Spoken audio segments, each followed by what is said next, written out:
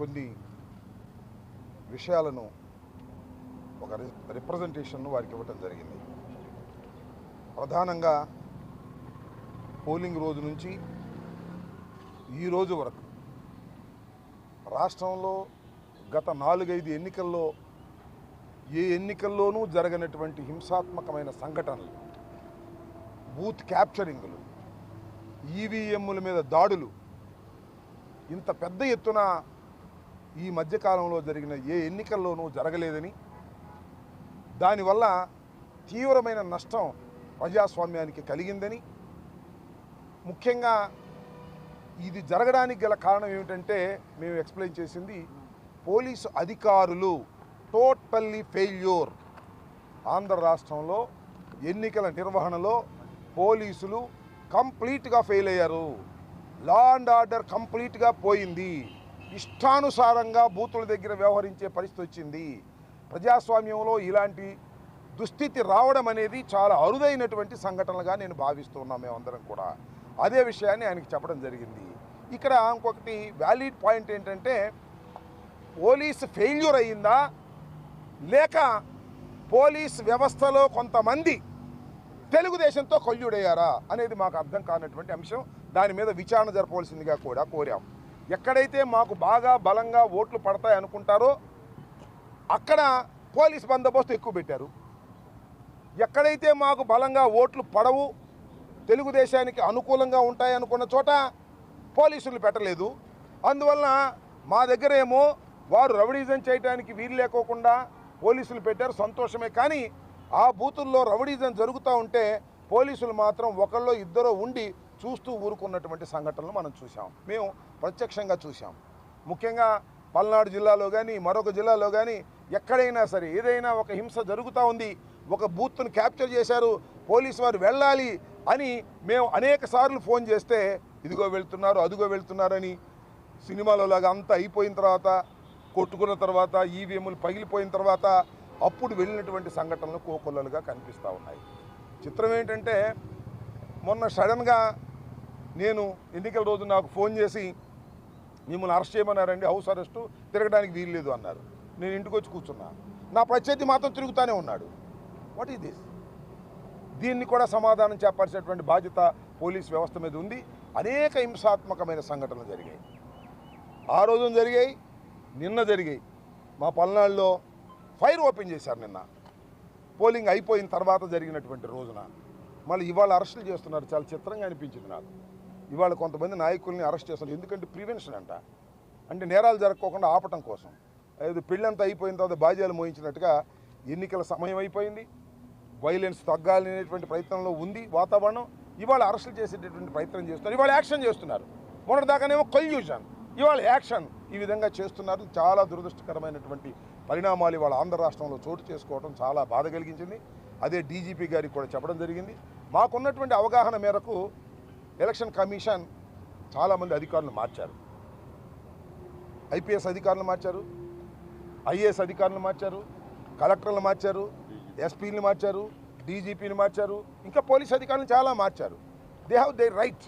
ప్రజాస్వామ్యంలో ఎన్నికలు సక్రమంగా జరగటం కోసం ఏదో వైఎస్ఆర్ కాంగ్రెస్ పార్టీ అధికారంలో ఉంది కాబట్టి ఆ అధికారులు ఉన్న అధికారులు మాకేదో సహాయం చేస్తారనేటువంటి అనుమానంతో తెలుగుదేశం పార్టీ వారు, బీజేపీ వారు లేదా జనసేన వారు ఇచ్చినటువంటి కంప్లైంట్స్ మీద మార్చారు. మారిస్తే ఏం జరగాలి? మెరుగైనటువంటి పద్ధతుల్లో ఎన్నికలు జరగాలి, అంతకన్నా ప్రశాంతంగా ఎన్నికలు జరగాలి. మా ప్రభుత్వంలో ఉన్నప్పుడు అధికారులు ఉంటే మాకు అనుకూలంగా ఉంటారనేటువంటి ఉద్దేశంతో మీరు మార్చారు. శభాష్. ప్రజాస్వామ్యంలో ఎలక్షన్ అథారిటీకి ఎన్నికల నోటిఫికేషన్ వచ్చిన తర్వాత వాళ్ళు మార్చొచ్చు. మార్చినటువంటి సంఘటనలు కూడా చాలా ఉన్నాయి, మాకే విధమైన అభ్యంతరం కూడా లేదు. కానీ మార్చిన తర్వాత ఎక్కువ జరిగాయే, ఎప్పుడు లేని విధంగా. గత ఎన్నికల్లో లేదు, అంతకుముందు 14 ఎన్నికల్లో లేదు ఇంత హింస. ఇవాళ అధికారులు మార్చిన తర్వాత హింస ఎందుకు జరుగుతూ ఉంది? కారణం ఏంటి? ఒకటి, మేము అనుమానపడుతున్నట్టు మీరు మార్చినటువంటి అధికారులకి ఇంక్లూడింగ్ డీజీపీకి కూడా సరైనట్టు అవగాహన లేదు రాష్ట్రం మీద. అలాగే ఎస్పీలు కొత్తగా పెట్టారు, వాళ్ళకి సరైనటువంటి అవగాహన లేదు, ఏ ఊర్లో ఏంటి ఉంటుందని. అవగాహన లేనటువంటి మా ఆఫీసర్లు వేశారు. దానివల్ల అవగాహన లేకపోవడం వల్ల యాక్షన్ తీసుకోలేకపోయారు. నేను ఇప్పుడే డీజీపీ గారిని కలిసినప్పుడు అన్నాను, నేను ఎన్నికలకు ముందు వచ్చాను, అసలు మెన్ డిస్ట్రిబ్యూట్ చేసేటప్పటికే నాకు టైం సరిపోయింది అన్నాడు. అంటే ఆయన పరిస్థితి ఏంటి చెప్పండి, డీజీపీ గారి పరిస్థితి? మెన్ను డిస్ట్రిబ్యూట్ చేయటంకే నా కాలం అంతా అయిపోయింది, ఇంకా నేను దృష్టి పెట్టలేకపోయాననేటువంటి పరిస్థితికి వచ్చిందంటే ఎన్నికల కమిషన్ మార్చినటువంటి అధికారుల వల్ల ప్రజాస్వామ్యానికి లాభం జరిగిందా నష్టం జరిగిందా ఆలోచించుకోవాల్సినటువంటి అవసరం ఉన్నది, రివ్యూ చేసుకోవాల్సినటువంటి అవసరం కూడా ఉన్నదని ఈ సందర్భంగా నేను చెప్పదలుచుకున్నా. చాలా ఘోరమైనటువంటి పరిస్థితులు క్రియేట్ అయ్యాయి ఎన్నికల రోజున, ముఖ్యంగా పోలింగ్ డే రోజున చాలా అరాచకాలు జరిగాయి. ఇవాళ ఏం యాక్షన్ తీసుకున్నా ఏం జరుగుతుందో చెప్పండి? ఓట్లు అయిపోయాయి, బాక్సుల్లో ఓట్లు నిక్షిప్తమై ఉన్నాయి, ఓట్లు వేసేటప్పుడు దొంగ ఓట్లు వేసుకున్నారు, ఈవీఎంలు నొక్కున్నారు, ఈవీఎంలు పగలగొట్టే పరిస్థితి తీసుకొచ్చారు, లా అండ్ ఆర్డర్ ఫెయిల్ అయిపోయింది, పోలీసులు ప్రేక్షక పాత్ర వహించారు. దీనికి మూల్యం ఎవరు చెల్లించాలని అడుగుతా ఉన్నా ప్రజాస్వామ్యం. ఇంత దారుణంగా వ్యవహరించారే, వీరి మీద యాక్షన్ తీసుకోవాల్సినటువంటి అవసరం ఉన్నది. ఎన్నికల కమిషన్ కూడా మేము రిప్రజెంట్ చేయబోతున్నాం. పోలీస్ అబ్జర్వర్ అని చెప్పేసి ఎవరినో పెట్టారు, ఆయన రిటైర్డ్ అధికారి. ఆయన ఏకపక్షంగా ఎక్కడో ఢిల్లీ నుంచి కబురు వస్తేనో, లేకపోతే పురంధరేశ్వరి గారు చెప్తేనో, లేకపోతే చంద్రబాబు నాయుడు గారు చెప్తేనో ప్రవర్తించే విధిగా వారికి అందుబాటులో ఉంటున్నాడు తప్ప ధర్మంగా చేసేటటువంటి పరిస్థితి లేకపోవడం వల్లనే ఇలాంటి దారుణాలు జరిగాయనేది మా అభిప్రాయపడ్డాం. అదే విషయాల్ని డీజీపీ గారికి మేము ప్రజాస్వామ్య పద్ధతుల్లో వారికి వివరించాం. మళ్ళీ ఎలక్షన్ కమిషన్ కూడా కలిసి దీని మీద వివరిస్తాం. ఎన్నికలు అయిపోయిన తర్వాత కూడా హింస కొనసాగడం అనేది చాలా దారుణమైంది. This is the failure of the police department. Law and order టోటల్గా ఆంధ్ర రాష్ట్రంలో ఫెయిల్యూర్ ఉందని మేము భావిస్తున్నాం. ఏపీలో జరిగిన హింసాత్మక ఘటనపై కేంద్ర ఎన్నికల సంఘం సీరియస్ అయింది, డీజీపీని సీఎస్ ఢిల్లీకి పిలిచింది. అంటే దానికి అర్థం ఏంటి? మేము ఏదైతే ఆవేదన మీ ముందు చెబుతున్నామో ఆ ఆవేదనలో వాస్తవం ఉందని గ్రహించగలిగింది సెంట్రల్ ఎలక్షన్ కమిషన్ అని మీరు, నేను, చూసే ప్రేక్షకులు, ప్రజలు భావించాలని కోరుతున్నాం. ఏంటమ్మా? సార్, నియోజకవర్గాల వారీగా క్రమ పద్ధతి ప్రకారం దాడి జరిగింది. పల్నాడు జిల్లాలో, అనంతపురం జిల్లాలో కావచ్చు, గన్నవరం, కర్నూలు లాంటి చోట కూడా పర్టికులర్గా టార్గెట్ చేసి దాడి చేశారు. ఈ మొత్తం దాడుల వెనక ఎవరి పాత్ర ఉంది, ఎవరు పరిగెట్టుకు దాడులు చేశారు? దాడులు చేయటం వల్ల నేను ఒకటే ఇందాక డీజీపీ గారికి కూడా చెప్పాము. ఫర్ ఎగ్జాంపుల్ నేను ఉన్నాను, నాతో ఒక పోలీస్ ఆఫీసర్ కొల్యూడు అయిపోయాడు అనుకోండి, నాకు ఎంత కాన్ఫిడెన్స్ ఉంటుంది? ఒక హింస చేయడానికి ఎంత కాన్ఫిడెన్స్ ఉంటుంది? నన్ను శిక్షించవలసినటువంటి పోలీసు అధికారే నాతో కొల్యూడు అయిపోతే నేను నేరం చేయడానికి ఎంత ధైర్యం వస్తుంది నాకు? సేమ్ థింగ్ జరిగింది రాష్ట్రంలో పల్నాడులో పోలీసు అధికారులు కొందరితో కొల్యూడు అయిపోవడం వలన కొల్యూడైనటువంటి రాజకీయ పక్షం అభ్యర్థులకు ఎక్కువ శక్తి వచ్చి దాడులు చేసి హింసను ప్రోత్సహించి ఆ హింసను ఆపలేరనేటువంటి ఉద్దేశంతో ఓట్లను దండుకునేటటువంటి కార్యక్రమం, గుద్దుకునే కార్యక్రమం చేశారు. ఇది చాలా దారుణమైనటువంటి అంశంగా మేము భావిస్తున్నాం. సార్, వైసీపీ వాళ్ళు రాక్షసులుగా మారారు, మహిళలని కూడా చూడకుండా ఓటమి భయంతో దాడి చేశారు నారా లోకేష్.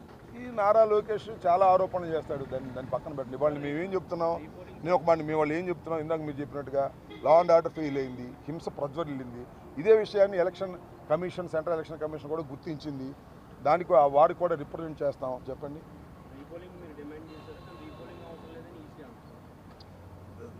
నాకు ఆశ్చర్యమైంది అదే. మేము రీపోలింగ్ అడిగాం, ఎన్ని అడిగాం? రాష్ట్ర మొత్తం నియోజకవర్గం అన్నీ అడగల. 294